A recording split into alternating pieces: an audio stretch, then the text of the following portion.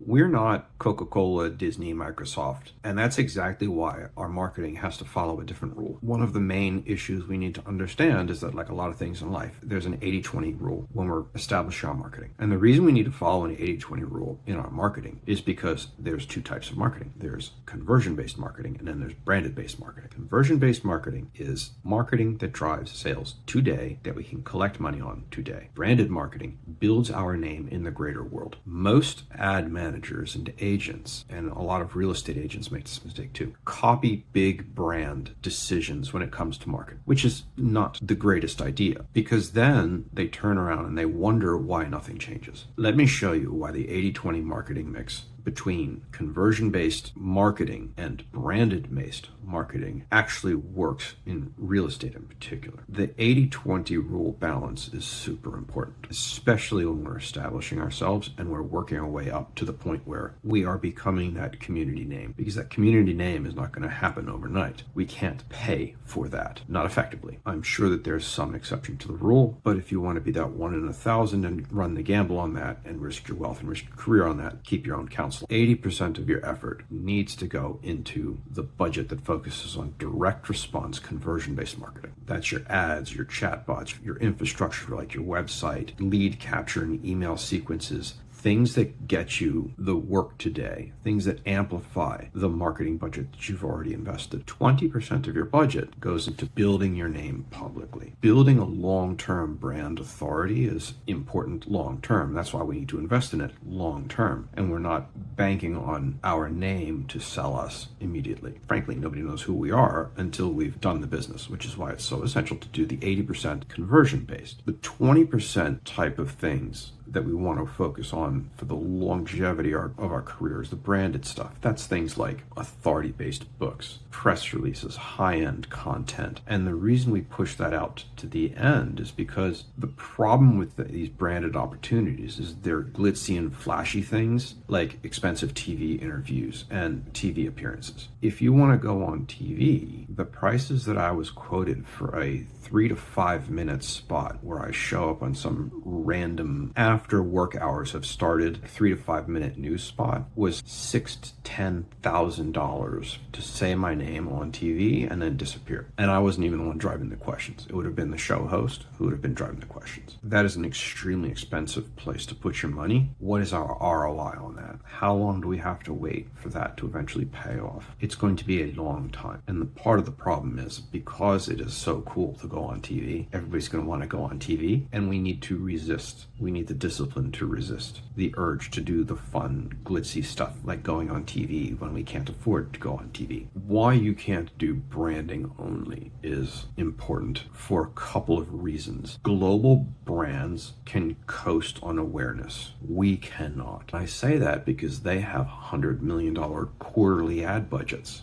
You are up against competitors for those branded marketing slots who are driving up the prices on those branded marketing slots. Those competitors have been around for 100 years. They've been doing business for 100 years. They're household names. Whose TV commercial is going to get more traction, Coca-Cola's or ours? Coca-Cola is not selling based on the unit. Coca-Cola is running a TV spot so that they can remind 100 million people that they need to put a few more cases of Coca-Cola in their fridge. That's a vastly different marketing strategy than what we're dealing with as individuals. By the time that you get to that 9-figure business and higher, then you can start having the conversations about what TV slots we're going to be doing. Because then when you're running $100 million a year ad budget, $1 million on a TV campaign ain't going to kill you. And it's substantially less than 20% of your ad budget. So that's something we really got to keep in mind as an individual business, as an individual agent, as an ad manager for ourselves or other people. For example, real estate agents, we need to be concerned about closings this quarter because that's going to keep the lights on. That's going to pay for our office and our agency. That's going to put bread on the table. It's going to keep the gas in the car. While building our name is important for the long-term gain, that cannot be our primary focus all the time, especially when we don't even have our basic infrastructure in place. If we don't have the reputation as somebody who's actually done the deals, as the deal doer, as the deal maker, it's going to be phenomenally more expensive just trying to buy the name recognition. Your ROI is going to be completely negative for a decade if you ever repay it. So what 80-20 looks like in practice is pretty important. It's important because it's balanced and there is an overlap to it. For example, 80% of our effort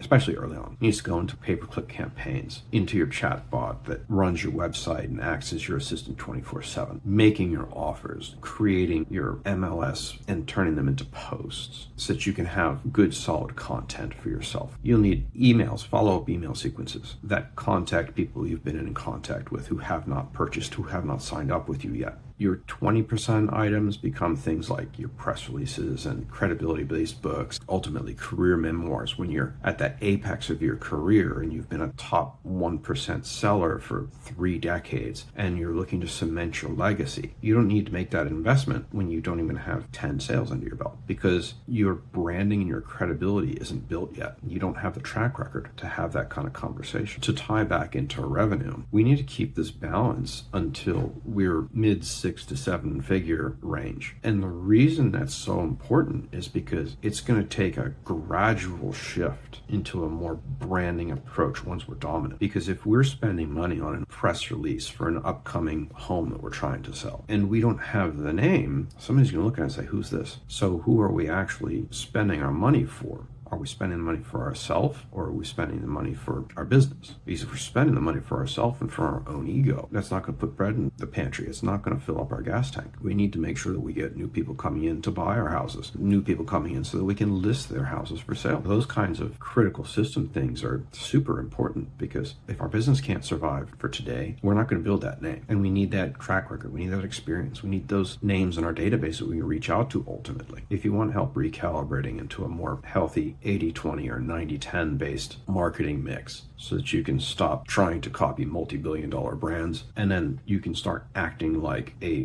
growth-focused business person, real estate agent. Grab a 15-minute strategy session. We can sit down and have a quick chat about it. We'll sketch out an ideal balance for you. Please check out the link on the bottom.